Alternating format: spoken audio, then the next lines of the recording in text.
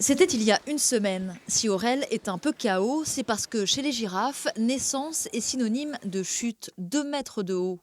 Déjà, le girafon affiche de sacrées mensurations, 1,60 m pour 58 kg. Il faut dire que le bébé a passé 16 mois dans le ventre de sa mère, qui se révèle très maternelle. On a une mère qui est très grande, qui par contre a des gestes extrêmement précis.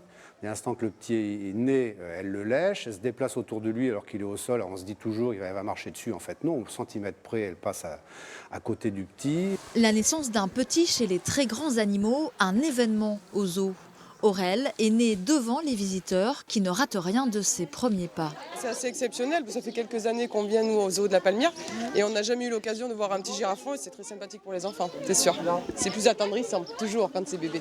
Ici, chaque naissance est signalée. L'attraction pour les bébés ne se dément pas. Les naissances chez les animaux emblématiques sont les gorilles, chimpanzés orang-outans ou les girafes, les éléphants, vont avoir un impact fort auprès de notre équipe et des visiteurs bien sûr.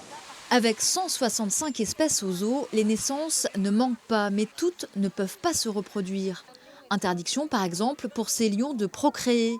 Chez d'autres, elle est en revanche boostée, encouragée. Alors, la plupart des bébés, bien sûr, grandissent au zoo de la Palmyre, c'est normal. Il faut qu'ils soient élevés par leur mère, par leurs parents. Donc, bien sûr, ils grandissent ici. Maintenant, dès qu'ils atteignent l'âge adulte, évidemment, la plupart d'entre eux vont être envoyés chez nos collègues français ou européens, donc dans d'autres parcs zoologiques.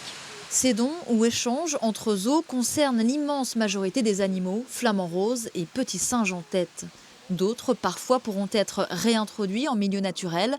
Ce fut le cas pour ces tamarins lions dorés dont l'espèce est menacée, un cas qui demeure rarissime.